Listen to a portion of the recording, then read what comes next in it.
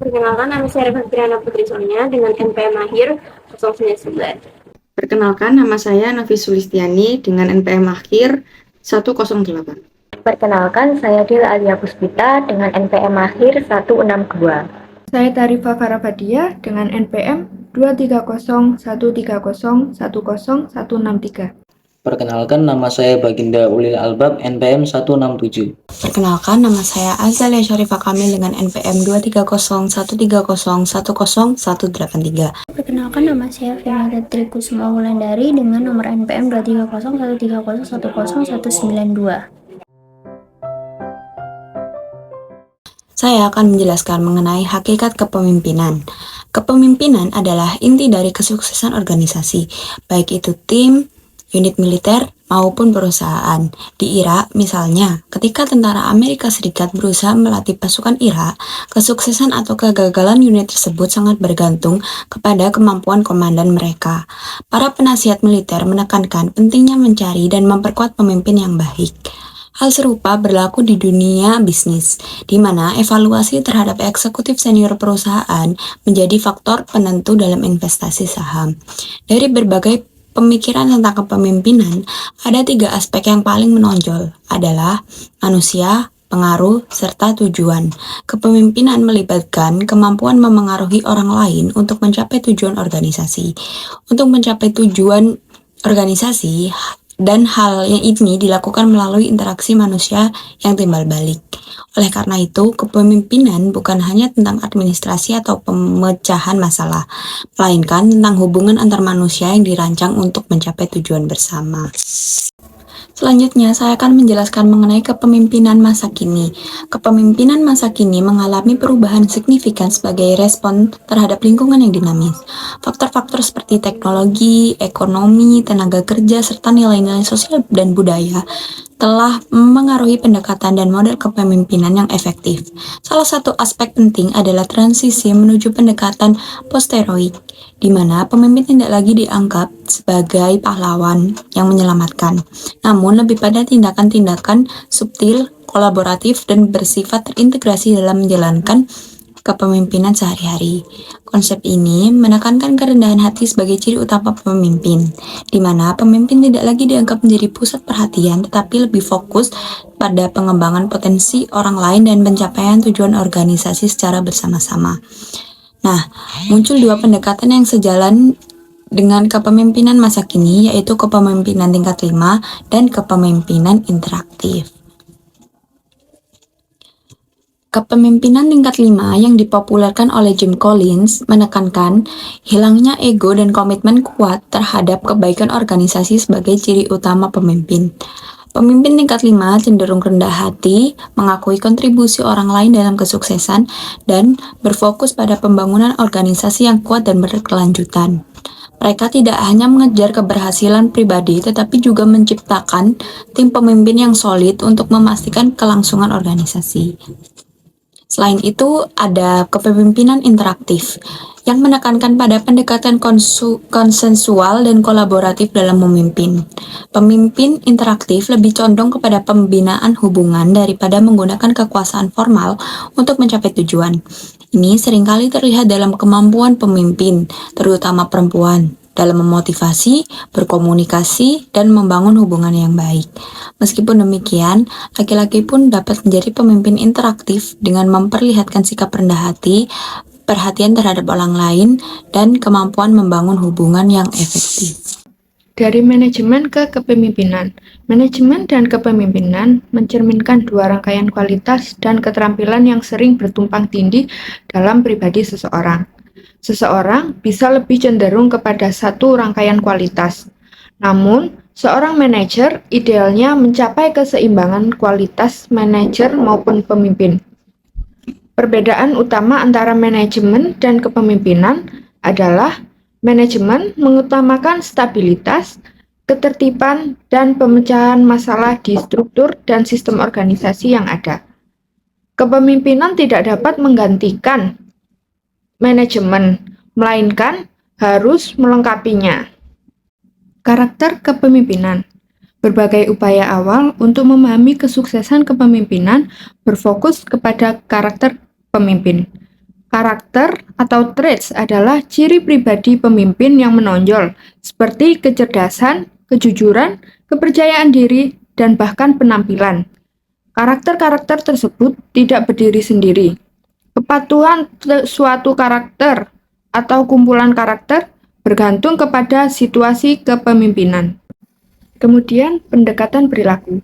Dua perilaku kepemimpinan utama yang dianggap penting bagi kepemimpinan adalah perilaku berorientasi tugas dan perilaku berorientasi manusia.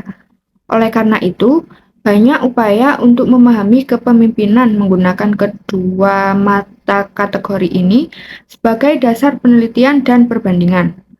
Program penelitian penting terhadap perilaku kepemimpinan dilakukan di Ohio State University, University of Michigan, dan University of Texas.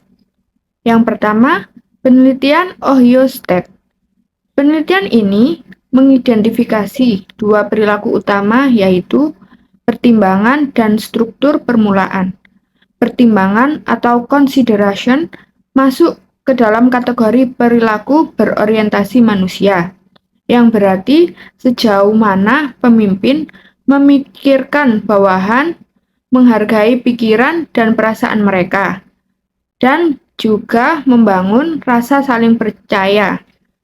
Kemudian struktur permulaan atau initiating structure adalah kadar perilaku tugas, yaitu sejauh mana pemimpin berorientasi tugas dan mengarahkan pekerjaan bawahannya untuk mencapai tujuan. Yang kedua, penelitian Michigan. Penelitian yang dilakukan di Universitas Michigan di waktu yang kurang lebih bersamaan mengambil pendekatan berbeda dengan membandingkan perilaku supervisor yang efektif dan tidak efektif. Supervisor paling efektif adalah mereka yang mengutamakan kebutuhan manusiawi bawahannya untuk membangun kelompok kerja efektif dengan tujuan kinerja tinggi. Peneliti Michigan memberikan istilah kepada pemimpin yang menetapkan tujuan berkinerja tinggi dan menampilkan perilaku suportif terhadap bawahan sebagai pemimpin berorientasi pegawai. Pemimpin yang tidak efektif disebut dengan pemimpin yang berorientasi pada tugas. Yang ketiga, kisi-kisi kepemimpinan. Dengan menggunakan hasil penelitian di Ohio State dan Michigan, Black dan Mountain dari University Texas menggagas teori dua dimensi yang disebut kisi-kisi manajerial, yang kemudian diubah oleh Black and McKenzie menjadi kisi-kisi kepemimpinan. Setiap sumbu pada kisi-kisi memiliki 9 titik. Dengan angka 1 berarti perhatian kecil dan 9 berarti perhatian besar. Yang pertama terdapat manajemen tim 9,9. Sering dianggap sebagai gaya paling efektif dan disarankan bagi pemimpin karena anggota organisasi bekerja bersama-sama untuk menyelesaikan tugas-tugas. Yang kedua, manajemen klub olahraga 1,9. Terjadi ketika perhatian utama lebih diberikan kepada manusia daripada hasil kerja. Yang ketiga, manajemen jalan tengah 5,5 mencerminkan perhatian sekadarnya terhadap manusia maupun produksi. Yang keempat, manajemen pemenuhan kewenangan 9,1 terjadi ketika efisiensi operasi menjadi orientasi utama. Dan yang terakhir, manajemen melarat 1,1 mencerminkan tidak adanya falsafah manajemen, yang berarti manajer tidak banyak menangani hubungan interpersonal atau prestasi kerja. Konsep motivasi. Motivasi dapat diartikan sebagai kekuatan yang muncul dari dalam ataupun dari luar diri seseorang yang membangkitkan semangat serta ketekunan untuk mencapai sesuatu yang diinginkan. Motivasi pekerja akan mempengaruhi produktivitasnya, dan sebagai bagian dari tugas seorang manajer adalah menyalurkan motivasi ke arah pencapaian tujuan organisasi. Apabila perilaku tersebut berhasil, maka seseorang akan diberi penghargaan. Terdapat dua jenis penghargaan, yaitu penghargaan intrinsik dan penghargaan ekstrinsik. Penghargaan intrinsik adalah kepuasan yang diperoleh oleh seorang pegawai ketika seseorang telah berhasil melakukan sesuatu. Contohnya, terdapat sebuah masalah pelik yang berhasil dihadapi seseorang akan memberikan perasaan senang dan puas. Kemudian, penghargaan ekstrinsik adalah penghargaan yang diberikan oleh orang lain, biasanya dari seorang manajer. Biasanya dapat berupa promosi, kenaikan gaji, dan pemberian bonus. Teori kontingensi. Kontingensi adalah keadaan yang masih diinput ketidakpastian mengenai kemungkinan diperolehnya laba atau rugi oleh suatu perusahaan yang baru akan terselesaikan dengan terjadi atau tidak terjadinya satu atau lebih peristiwa pada masa yang akan datang. Lalu teori kontingensi Vetler. Titik tolak teori Vetler adalah sejauh mana gaya kepemimpin berorientasi atau berorientasi hubungan antara manusia. Vetler menganggap gaya kepemimpinan seseorang relatif tetap dan sulit diubah. Oleh karena itu, ide dasarnya adalah mencocokkan gaya pemimpin dengan situasi yang paling sesuai dengan efektivitasnya. Menyocokkan gaya pemimpin dengan situasi. Situasi kepemimpinan memiliki berbagai karakteristik. Pemimpin berorientasi tugas efektif dalam situasi yang sangat menguntungkan atau sangat tidak menguntungkan. Sementara pemimpin berorientasi hubungan lebih baik dalam situasi yang cukup menguntungkan. Di kepemimpinan, pendekatan kontingensi terakhir menunjukkan bahwa variabel situasi bisa sedemikian hebat sehingga dapat menggantikan atau membatalkan perlunya kepemimpinan. Variabel situasi yang cenderung menggantikan atau membatalkan karakteristik kepemimpinan. Selanjutnya adalah teori situasional Hersey dan Blanchard. Teori kepemimpinan situasional merupakan pengembangan menarik dari teori perilaku yang terangkum pada kisi-kisi kepemimpinan. Berikut hubungan antara gaya kepemimpinan dan kesiapan pengikut. Yang pertama ada gaya menyuruh, gaya menjual, gaya berpartisipasi, dan gaya mendelegasikan. Kepemimpinan karismatik dan transformasional. Kedua jenis kepemimpinan yang berdampak besar untuk memunculkan komitmen dan antusiasme yang tinggi. Yang pertama, kepemimpinan karismatik dan visioner.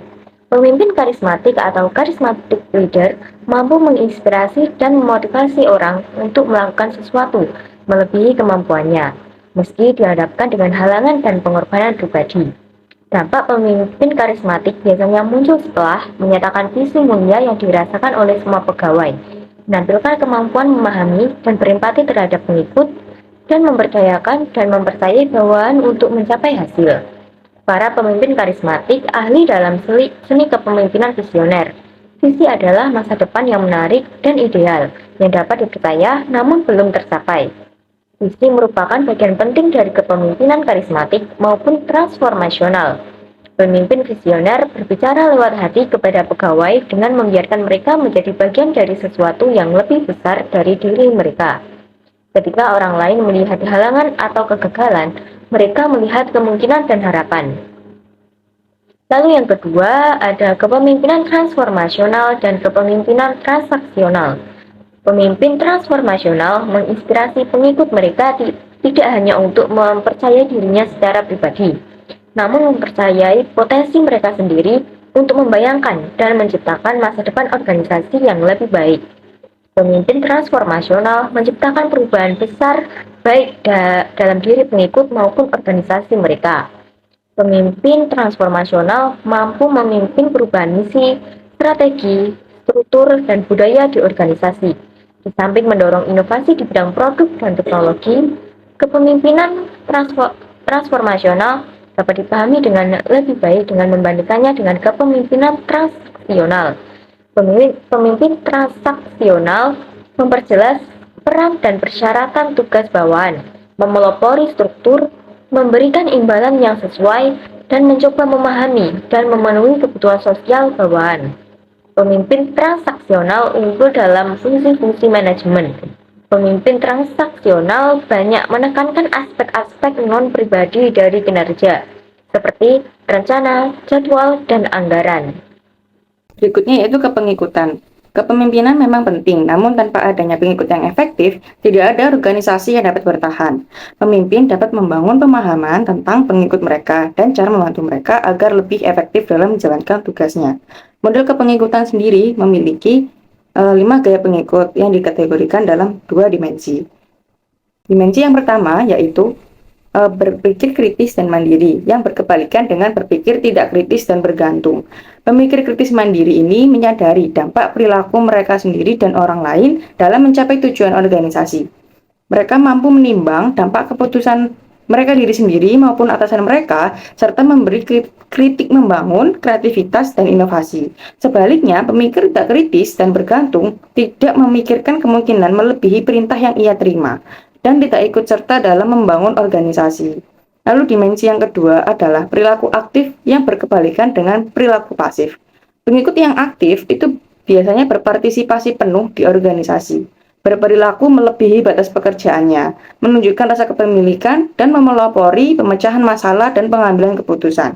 Sebaliknya, pengikut pasif adalah selalu butuh pengawasan dan dorongan dari atasan, tidak melakukan yang melebihi yang diminta dan menghindari tanggung jawab tambahan. Nah, dari dua dimensi tersebut terdapat 5 gaya pengikutannya. Yang pertama adalah pengikut terasing. Pengikut terasing adalah pemikir kritis mandiri, namun mereka pasif. Pengikut terasing ini kebanyakan pengikut efektif yang pernah mengalami hambatan dan rintangan. Oleh karena itu, mereka memang mampu, namun mereka tidak ikut serta dalam memecahkan persoalan atau kekurangan yang mereka lihat dalam perusahaan. Lalu yang kedua ada konformis. Konformis ini biasanya berpartisipasi aktif dalam hubungan dengan atasannya, namun tidak menggunakan keahlian dalam berpikir kritis. Konformis ini biasanya berpartisipasi dengan sadar, namun tidak memikirkan dampak perintah yang ia terima. Nah, gaya pengikutan ini itu dapat mencerminkan sikap yang terlalu bergantung kepada otoritas, namun dapat juga disebabkan oleh aturan ketat dan lingkungan yang otoriter. Lalu, gaya kepengikutan yang ketiga yaitu pengikut pasif.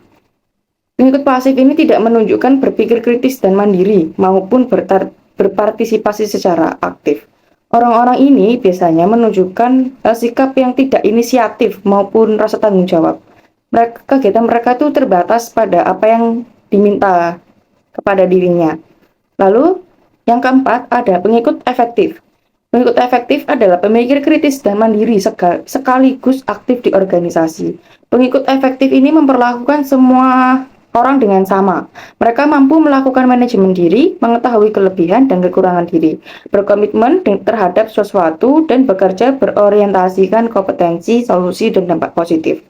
Nah, lalu gaya kepengikutan yang terakhir, yang kelima, yaitu orang bertahan pragmatis. Orang ini tuh memiliki semua sifat, tergantung gaya mana sih yang cocok dengan situasi yang ia hadapi saat itu. Orang semacam ini tuh menggunakan gaya apa saja yang ia perlukan, yang paling sesuai dengan posisinya dan dapat memperkecil resiko. Selanjutnya yaitu kekuasaan dan pengaruh. Kekuasaan sendiri atau power adalah potensi untuk mempengaruhi perilaku orang lain, sedangkan pengaruh atau influence adalah dampak tindakan seorang terhadap sikap, nilai, keyakinan, atau perilaku orang lain. Kekuasaan sendiri itu terdapat 3 jenis, kekuasaan posisi, kekuasaan pribadi, dan sumber kekuasaan lain. Kekuasaan posisi sendiri artinya yaitu posisi manajer memberi kekuasaan untuk memberi imbalan atau hukuman pada bawahan untuk mempengaruhi perilaku mereka. Bentuk kekuasaan posisinya itu ada 3 jenis. Yang pertama ada kekuasaan sah atau legitimate power.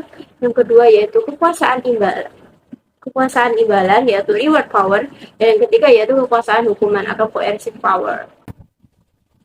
Selanjutnya yaitu kekuasaan pribadi. Kekuasaan pribadi adalah senjata utama pemimpin, serta menjadi semakin penting ketika bisnis semakin banyak dijalankan oleh tim pegawai yang kurang toleran terhadap manajemen yang otoriter.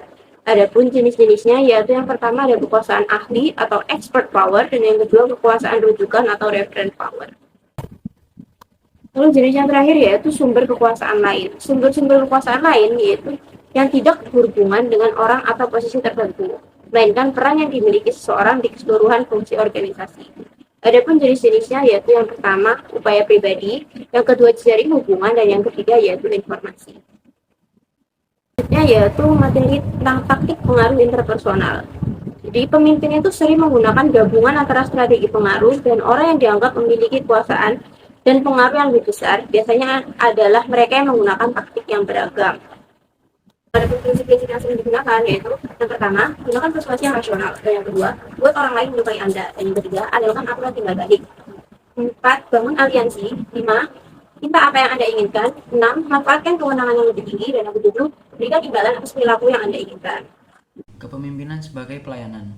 Kepemimpinan abdi. Pemimpin abdi melampaui kepentingan diri mereka sendiri untuk melayani orang lain dan organisasi. Mereka bekerja pada dua tingkat, untuk pemenuhan tujuan dan kebutuhan bawahan mereka, dan perwujudan tujuan atau misi lebih besar dari organisasi mereka. Pemimpin abdi berbagi banyak hal: kekuasaan, ide, informasi, pengakuan, pujian untuk prestasi, dan bahkan uang. Pemimpin abdi sungguh-sungguh menghargai orang lain. Mereka dapat dipercaya dan mempercayai orang lain. Kepemimpinan moral. Karena kepemimpinan moral dapat digunakan untuk kebaikan maupun kejahatan, untuk membantu atau mencelakakan orang. Semua jenis kepemimpinan memiliki unsur moral. Pemimpin memikul tanggung jawab yang besar untuk menggunakan kekuasaan mereka secara bijak dan beretika. Kepemimpinan moral, yaitu moral leadership, terkait dengan membedakan yang benar dari yang salah dan memilih melakukan hal yang benar. Ini berarti memperlihatkan perilaku adil, jujur, baik, dan patut dalam melaksanakan kepemimpinan. Pemimpin moral ingat bahwa bisnis juga terkait dengan nilai-nilai, bukan hanya prestasi ekonomi. Konsep motivasi. Motivasi dapat diartikan sebagai kekuatan yang muncul dari dalam ataupun dari luar diri seseorang yang membangkitkan semangat serta ketekunan untuk mencapai sesuatu yang diinginkan. Motivasi pekerja akan mempengaruhi produktivitasnya, dan sebagai bagian dari tugas seorang manajer adalah menyalurkan motivasi ke arah pencapaian tujuan organisasi. Apabila perilaku tersebut berhasil, maka seseorang akan diberi penghargaan. Terdapat dua jenis penghargaan, yaitu penghargaan intrinsik dan penghargaan ekstrinsik. Penghargaan intrinsik adalah kepuasan yang diperoleh oleh seorang pegawai ketika seseorang telah berhasil melakukan sesuatu. Contohnya, terdapat sebuah masalah pelik yang berhasil dihadapi seseorang akan memberikan perasaan senang dan puas. Kemudian, penghargaan ekstrinsik adalah penghargaan yang diberikan oleh orang lain, biasanya dari seorang manajer. Biasanya dapat berupa promosi, kenaikan gaji, dan pemberian bonus. Saya akan menjelaskan mengenai perspektif isi pada motivasi. Teori isi menekankan bahwa kebutuhan internal memotivasi perilaku seseorang, seperti yang dijelaskan dalam hierarki kebutuhan Maslow. Hierarki ini mengatur kebutuhan dalam 5 tingkatan, dimulai dari fisiologis hingga aktualisasi diri, dan menegaskan bahwa kebutuhan tingkat terendah harus dipuaskan sebelum individu dapat merasakan kebutuhan tingkat yang lebih tinggi. Namun, teori Maslow dikritik karena kurangnya dukungan empiris, sehingga Clayton Alderfer mengembangkan teori ERG atau Existence, Relatedness, dan Growth, yang menyederhanakan hierarki kebutuhan menjadi 3 kategori, yaitu eksistensi, keterikatan, dan pertumbuhan. Model ERG ini menekankan fleksibilitas dalam pergerakan naik dan turun dalam hierarki kebutuhan, mencerminkan realitas yang lebih kompleks dari motivasi manusia. Nah, penerapan teori-teori motivasi dalam praktik organisasi didukung oleh studi di berbagai perusahaan. Contohnya, Bank Sterling dan USAA menunjukkan bahwa memberi kesempatan kepada pegawai untuk berpartisipasi dalam pengambilan keputusan, memberikan saran, dan menciptakan lingkungan kerja yang fleksibel dapat meningkatkan motivasi, kepuasan kerja, dan ketertarikan terhadap organisasi. Fleksibilitas kerja juga memungkinkan individu mencapai keseimbangan antara pekerjaan dan kehidupan pribadi, serta mengurangi resiko kegagalan kerja. Dengan demikian, pemahaman terhadap kebutuhan individu dan penerapan teori motivasi dapat membantu meningkatkan kinerja dan kepuasan pegawai dalam konteks organisasi. Pendekatan 2 faktor. Pendekatan 2 faktor ini mengandung arti bahwa para pegawai tidak merasa puas, tidak juga merasa tidak puas. Faktor yang pertama disebut faktor kesehatan pribadi, melibatkan kemunculan atau ketidakmunculan faktor ketidakpuasan. Faktor yang kedua sangat mempengaruhi kepuasan kerja. Motivator fokus pada kebutuhan tingkat tinggi dan mencakup pencapaian, pengakuan, tanggung jawab, dan kesempatan untuk pertumbuhan. Kebutuhan yang diperoleh. Teori kebutuhan yang diperoleh dikembangkan oleh David McClelland. Kebutuhan akan prestasi, keinginan untuk menyelesaikan sesuatu yang sulit. Kebutuhan akan afiliasi, keinginan untuk membentuk hubungan personal yang akrab, hindari konflik. Kebutuhan akan kekuasaan adalah keinginan untuk mempengaruhi atau mengatur orang lain. Perspektif proses dalam motivasi. Teori perumusan target. Teori perumusan target yaitu goal setting theory, mengemukakan bahwa manajer dapat menaikkan motivasi dan mempertinggi prestasi dengan cara merumuskan target yang spesifik dan menantang. Kemudian membantu orang untuk menjejak kemajuan mereka terhadap pencapaian target dengan memberikan umpan balik yang tepat pada waktunya. Teori kesetaraan. Teori kesetaraan yaitu equity theory fokus pada persepsi individu akan seberapa adil mereka diperlakukan dibandingkan dengan yang lain. Teori kesetaraan mengemukakan bahwa orang termotivasi untuk mencari keadilan sosial dalam penghargaan yang mereka harapkan atas prestasi yang mereka raih. Menurut teori kesetaraan, jika pegawai merasa kompensasi yang mereka terima sama dengan yang diterima orang lain untuk kontribusi yang hampir sama, mereka akan percaya bahwa mereka diperlakukan dengan adil dan pantas. Teori pengharapan. Teori pengharapan, expectancy theory, mengemukakan bahwa motivasi bergantung pada pengharapan individu mengenai kemampuan mereka dalam melakukan tugas-tugas dan menerima penghargaan yang diinginkan. Teori pengharapan tidak fokus pada pembagian jenis-jenis kebutuhan, tetapi lebih pada proses berpikir yang digunakan individu untuk memperoleh penghargaan. Perspektif penguatan pada motivasi. Penguatan didefinisikan sebagai hal apa saja yang menyebabkan sikap tertentu untuk diulang atau ditahan. 4 alat penguatan yang ada adalah penguatan positif, pembelajaran penghindaran, hukuman, dan peniadaan.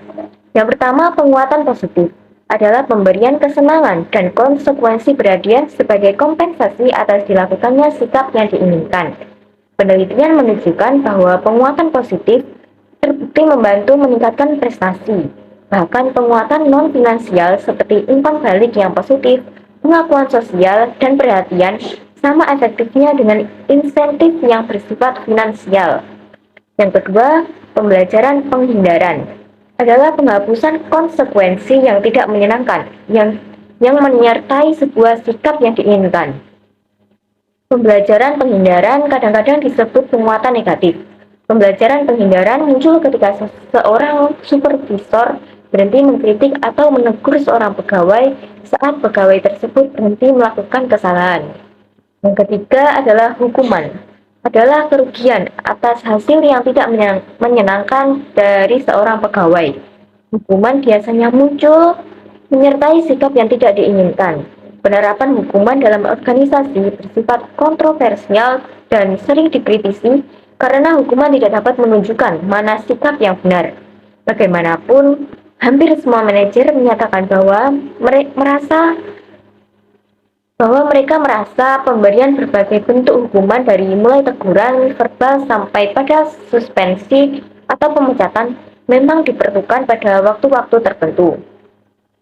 Dan yang terakhir, ada peniadaan, adalah penarikan akan penghargaan positif. Jika lewat penerapan hukuman supervisor memberikan hasil yang tidak menyenangkan seperti caci maki, peniadaan melibatkan pemotongan kenaikan upah, bonus, pujian, atau hasil positif lainnya. Ide pokoknya adalah bahwa sikap yang tidak diperkuat secara positif akan kecil kemungkinannya untuk muncul kembali di masa yang akan datang. Berikutnya, rancangan pekerjaan untuk motivasi.